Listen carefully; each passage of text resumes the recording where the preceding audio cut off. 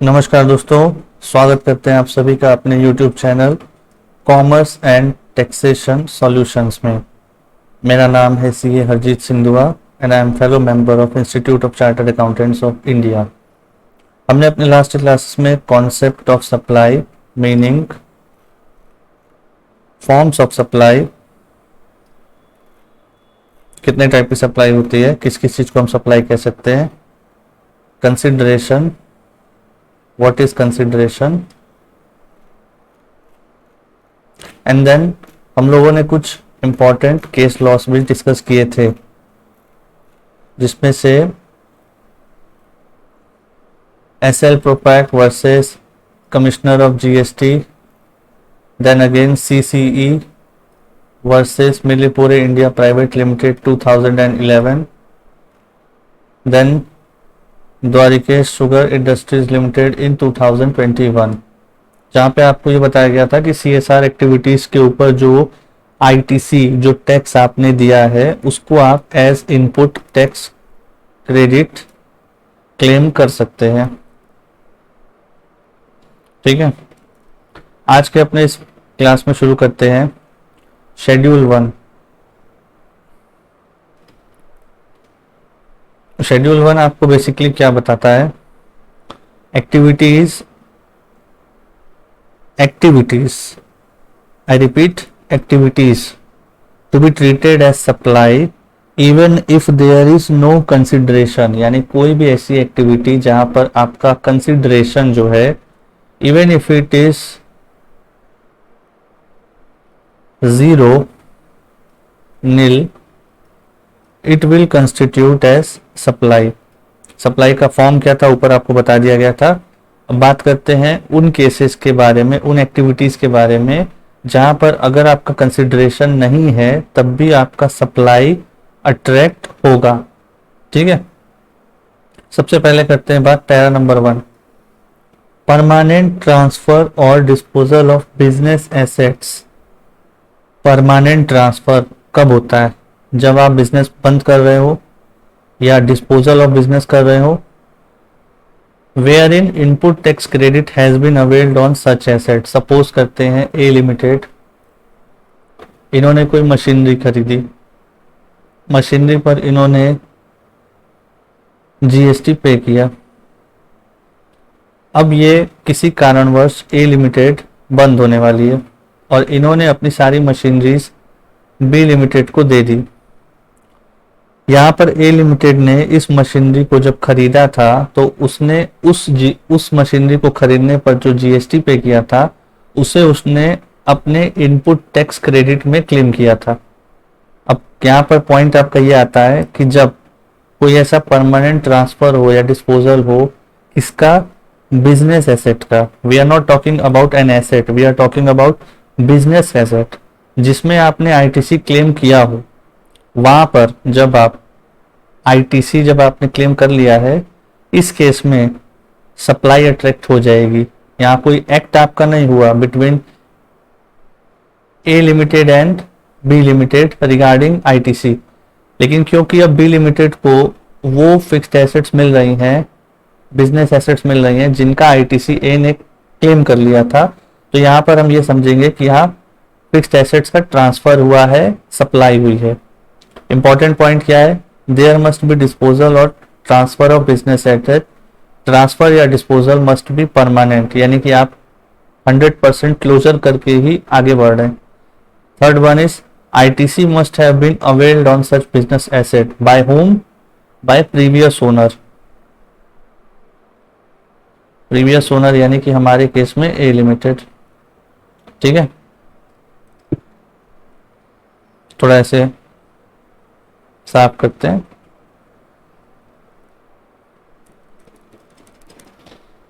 Next point पे आते हैं, एक एग्जांपल लेते हैं इसका। मिस्टर सिंह जो हैं इन्होंने कुछ लैपटॉप खरीदे थे अपने बिजनेस के लिए। अब इन्होंने उन लैपटॉप्स को अपने फ्रेंड को फ्री ऑफ कॉस्ट में दे दिया। यहां पर क्या क्वालिफाई होगा? सप्लाई बिल्कुल होगा। क्यों? क्योंकि business asset includes laptops purchase by mister Singh. Mister Singh ने जब इसे खरीदा होगा तो जो आईटीसी, जो टैक्स, आईटीसी बेसिकली क्या है, आपका वो टैक्स जो आपने पे किया था बिफोर योर फाइनल कंजम्पशन। मतलब आपने बिजनेस में कोई भी एसेट अगर यूज किया जिस पर आप टैक्स दे के आए हैं पहले, वो आप क्रेडिट मिल जाएगा आपको उसका, जितना टैक्स आपने दिया। तो यहाँ पर provided input tax credit has been availed by mister Singh on such laptop. अब समझिए, पहले के टाइम में आपका होल्डिंग कंपनी और सब्सिडरी कंपनीज अपने एसेट्स आपस में नील कंसिडरेशन पे ट्रांसफर करते थे। नील कंसिडरेशन यानी कि फ्री ऑफ कॉस्ट। लेकिन इस क्लॉज के आने के बाद अब जो भी holdings and subsidiary, holding company और सब्सिडरी कंपनी का मतलब क्या होता है, जिस कंपनी के शेयर्स कोई दूसरी कंपनी होल्ड करती हो, पेरेंट कंपनी, और ये सब्सिडरी उसके अंडर में काम करने वाली कंपनी। तो जब आप किसी पेरेंट कंपनी को से कोई एसेट सब्सिडरी कंपनी में भेजेंगे फॉर नील कंसिडरेशन, वहां पर आपको जीएसटी देना पड़ जाएगा। ठीक है, तो इस क्लॉज के आने से सबसे बड़ा नुकसान उन लोगों को हुआ जो holding to subsidiary and subsidiary to holding assets अपने ट्रांसफर करते थे। अब उनको हर हालत में, हर केस में जीएसटी पे करना पड़ जाएगा। दूसरे पैरा की बात करें, सप्लाई ऑफ गुड्स और सर्विसेज और both between whom, between related persons or distinct persons specified in section 25। section 25 क्या है? section 25 बताता है आपको प्रोसीजर फॉर रजिस्ट्रेशन। हम अपने नेक्स्ट वीडियो में रजिस्ट्रेशन को कवर करेंगे। कोई भी रिलेटेड पर्सन या डिस्टिंक्ट पर्सन जो कि सेक्शन 25 में बताया गया है, अगर उनके बीच में कोई भी ऐसी ट्रांजैक्शन हो रही है which is made in the furtherance or course of business that will constitute to what your supply. अब इसका एक आपका एक्सेप्शन बोल दीजिए या इसकी एक आप लूप होल बोल सकते हैं। पहले रिलेटेड पार्टी का मतलब समझते हैं, फिर इसके बाद इसे डिस्कस करेंगे। देखिए, related person defined under section 282 subsection 84 of the GST act. Person shall be deemed to be related if they fall under the following conditions categories. Number 1 क्या, रिलेटेड पर्सन कौन होगा? अगर मैं एक कंपनी की बात कर रहा हूं, तो उसके लिए उसके ऑफिसर, उसके डायरेक्टर, ये आपके रिलेटेड पर्सन हो जाएंगे। अगर कोई पार्टनरशिप फर्म है तो उसके partners, employer and employees, they are related persons. अगर कोई पर्सन किसी कंपनी का 25% शेयर या उससे ज़्यादा 25% और मोर होल्ड करता है तो वो उससे रिलेटेड पर्सन की डेफिनेशन में आ जाएगा, weather directly or indirectly. Directly मतलब आपका डायरेक्ट शेयर है, इनडायरेक्टली मतलब आप किसी कंपनी में आपका शेयर है, सपोज ए बी सी। ठीक है, आपके पास इसके 27% शेयर्स हैं और आपके पास इसके 38% शेयर्स हैं, तो ऑटोमेटिकली आप इसके मालिक भी बन गए। ठीक है, तो यहाँ इनडायरेक्टली का मतलब यही है आपका, one of them control the other either directly or indirectly, they are under common control or management, मतलब दोनों का कंट्रोल या मैनेजमेंट जो है वो सेम है। Entity together control another entity, promoters, managerial person, like this type of person only. मतलब जहां पर भी आप एक पर्सन ए लिमिटेड जो है वो बी लिमिटेड को किसी तरीके से भी कंट्रोल कर रहा है, वहां पर वो उसको रिलेटेड पर्सन की डेफिनेशन में आ जाएगा। अच्छा, हम रिलेटेड पर्सन क्यों जानना चाहते हैं? रिलेटेड पर्सन इसलिए जानना चाहते हैं क्योंकि अगर रिलेटेड पर्सन्स में कोई ट्रांजैक्शन होती है तो जाहिर सी बात है वो मार्केट प्राइस से थोड़े अलग प्राइस पर होगी। एग्जाम्पल से समझते हैं। भानु लिमिटेड ने कोई गुड्स भोला लिमिटेड को बेची, Bhanu and Bhola are related entity, 1 lakh रुपए में इन्हें कुछ भानु ने भोला को बेचा कोई भी प्रोडक्ट, लेकिन वही सेम प्रोडक्ट जब वो चैंप लिमिटेड को बेचते हैं जो कि एक अनरिलेटेड एंटिटी है, तो वहां पर वो उससे 1.5 लाख रुपए वसूलते हैं। अब आप कॉमन सेंस की बात बताइए, जीएसटी डिपार्टमेंट आपसे पूछेगा ना कि भैया तुमने भानु ने भोला से 1 लाख रुपए में सामान को सेल किया, अगर जीएसटी लगता तो 1 लाख रुपए पे लगता। सपोज करते हैं हमारे एग्जाम्पल में 28% जीएसटी रेट है, तो जो 28% का जीएसटी लगता वो उसे 1 लाख पे लगता इंटू 28%, तो गवर्नमेंट को 28,000 रुपये मिल जाते। यहां पर अगर यही सेम प्रोडक्ट अनरिलेटेड पर्सन को बेचा जाता तो गवर्नमेंट को कितने पे टैक्स मिलता, 1.5 लाख पर मिलता। ठीक है, जो कि आपका 28,000 रुपये प्लस 14,000 रुपये 42,000 के आसपास आ जाता। तो अगर 42,000 रुपये गवर्नमेंट को यहाँ मिल रहे थे, यहाँ पे सिर्फ आपके 28,000 मिल रहे थे, गवर्नमेंट तो बोलेगी ना कि भैया तुमने इस आदमी को बेच करके रेवेन्यू का लॉस क्यों किया, तो हम आपसे वही अमाउंट उस ट्रांजैक्शन वैल्यू को मानेंगे जो आपने अनरिलेटेड पर्सन को बेचा था। ठीक है, अनरिलेटेड पर्सन को जितने में आपने बेचा था हम मानेंगे कि मार्केट रेट उस प्राइस उस गुड्स का वही था, उसी को हम कंसीडर करेंगे। तो कोई भी ट्रांजैक्शन अगर आपके रिलेटेड पर्सन के बीच में होती है उसे हम मार्केट रेट पे लेके आएंगे। इसका एक एग्जांपल हमने जो बोला आपको यहां पर हमने छोड़ा था, एम्प्लॉयर एंड एम्प्लॉय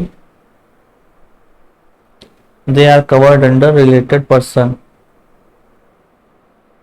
सपोज कोई एम्प्लॉयर अपने एम्प्लॉय से थोड़ा उसके हार्ड वर्क से खुश होकर उसे कोई गिफ्ट देता है,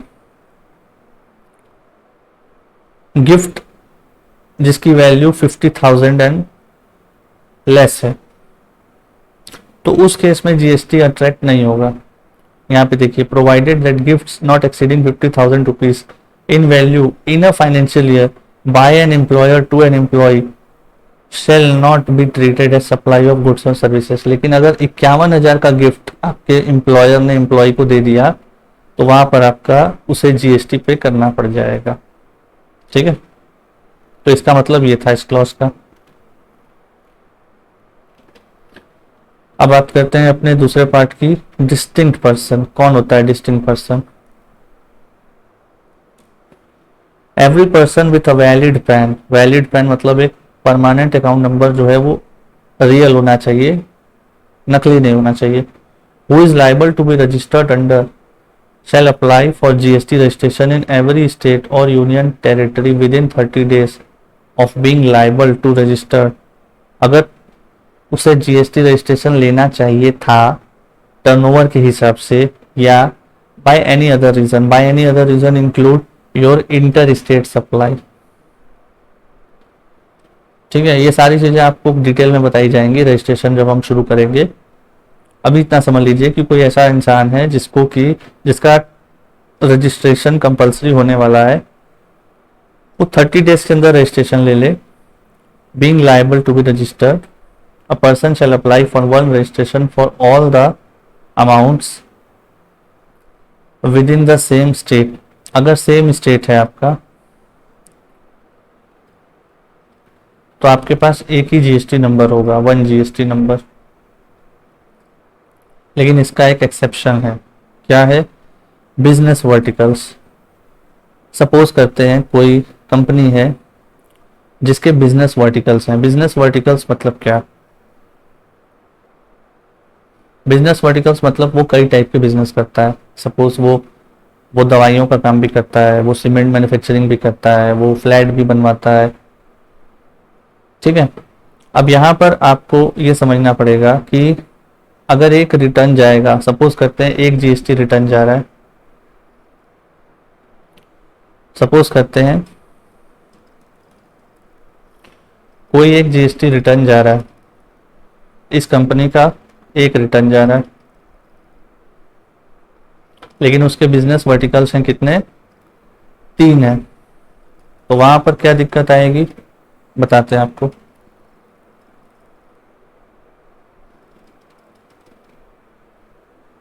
जीएसटी में आपके कुछ आइटम्स हैं जहां पर आपको कुछ एग्जेम्पशंस मिले हुए हैं। There are few places where you have exemption list.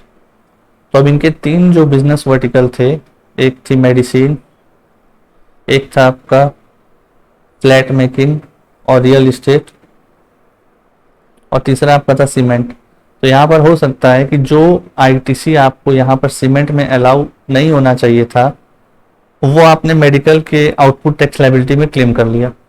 तो ये बहुत ही डिफिकल्ट हो जाएगा डिपार्टमेंट के लिए, इवन उस पर्सन के लिए जब उसका असेसमेंट होगा, जब उसका जीएसटी का फाइनल रिटर्न जाएगा, जब वो एनुअल रिटर्न भरेगा, या जब उसके आईटीसी का ऑडिट होगा, तो ये बहुत ही डिफिकल्ट हो जाएगा। तो उस केस में आपको जीएसटी डिपार्टमेंट एक अलाउ करता है कि आप अपने हर बिजनेस वर्टिकल के लिए एक अलग जीएसटी रजिस्ट्रेशन नंबर ले लीजिए। उससे फायदा क्या होगा कि जो सीमेंट बिजनेस का आईटीसी है वो सीमेंट बिजनेस के रिटर्न में जाएगा, जो मेडिसिन बिजनेस का आईटीसी है वो इसमें जाएगा, और जो रियल एस्टेट बिजनेस का है वो इसमें जाएगा। तो इससे असेसी को भी आराम हो जाएगा और डिपार्टमेंट को भी आसानी हो जाएगी आपका असेसमेंट करने में। इस वजह से आपको बिजनेस वर्टिकल के केस में मल्टीपल जीएसटी नंबर्स अलाउ हो जाते हैं। ठीक है। Therefore, when 2 units of the same business have different GST number, they are considered as distinct entity or person. अब आपस में इन लोगों की अगर कोई ट्रांजेक्शन हो जाती है, सप्लाई, मान लीजिए कि रियल एस्टेट वाले ने सीमेंट वाले से ही कुछ ले लिया, दोनों है तो उसी आदमी का, तो वहां पर उस ट्रांजेक्शन को डिस्टिंक्ट एंटिटी पर्सन कहा जाएगा। ठीक है। Distinct person can be establishment in India and establishment outside India. It can be or an establishment in one state or union territory or an establishment in other state or union territory. यानी उस एक person का pan number same है, लेकिन business vertical की वजह से या आउटसाइड इंडिया होने की वजह से, अदर रीजन, वो डिस्टिंक्ट पर्सन बन गया। तो उन दोनों के बीच में कोई ट्रांजेक्शन होगी तो उसे हम सप्लाई की डेफिनेशन में लेंगे अगर उनका आपस में जो कंसिडरेशन है वो 0 है। एक एग्जांपल से समझते हैं। अनुज बेंगलोर में है, ये अनुज लिमिटेड है, इनकी एक ब्रांच है, कहाँ पर, जर्मनी में और महाराष्ट्र में। Branches in Maharashtra and Germany ये आपस में दोनों डिस्टिंक्ट पर्सन हैं। अगर अनुज लिमिटेड अनदर कंपोनेंट, इसका एक और कंपोनेंट भी है भूमि, जो कि डिफरेंट फ्रॉम अनुज है, that has obtained from a different GST number registration, Anuj and Bhumi will be distinct entities.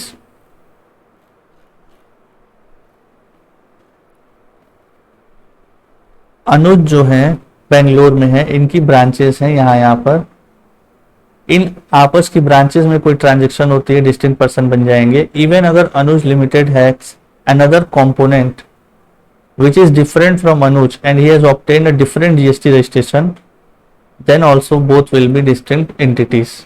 इसका एक एग्जांपल आपको हम बाद में कराएंगे। थर्ड पैरा पे आते हैं। Principal and agent case.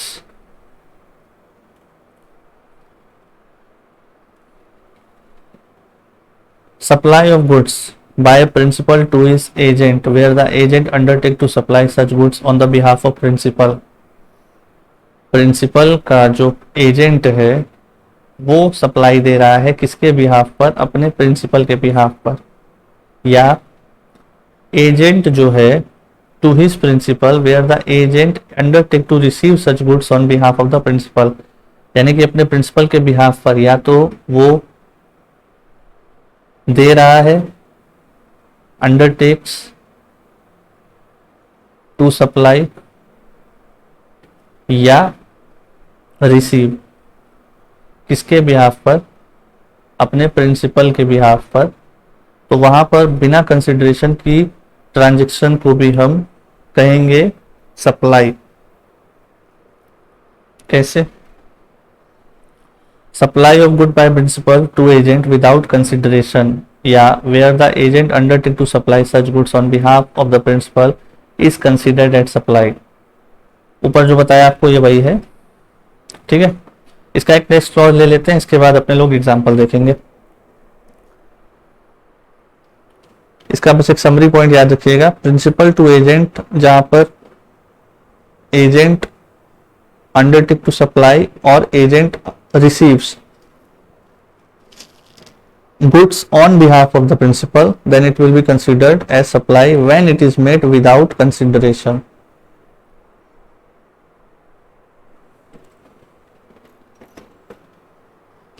Para fourth हमारा, अगर आप कोई इंपोर्ट ऑफ सर्विसेज कर रहे हैं from related person, related person क्या है आपको ऊपर बताया, और from any of his other establishment outside India in the course और फर्दरेंस ऑफ बिजनेस। एग्जाम्पल के साथ समझते हैं। कोई कंपनी है VRP एसोसिएट, ये एक लीगल कंसल्टेंसी सर्विस देती है। इनका जो हेड ऑफिस है ये है टोक्यो में, और इस हेड ऑफिस ने कुछ सर्विसेज फ्री ऑफ कॉस्ट की अपनी ब्रांच की। ब्रांच आपकी सपोज करते हैं इंडिया में, तो VRP associate and its heads office are related person, services rendered by VRP associate will qualify for supply even though the head office has not charge anything from it. अगर आपका head office जो है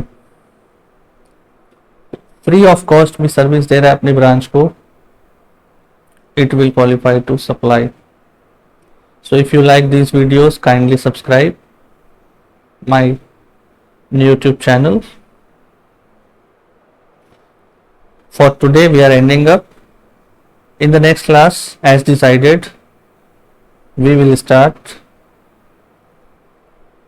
registration. बहुत बड़ा नहीं है लेकिन आराम से इसको शुरू करेंगे, section 25। So with this we are ending up for today. Thank you.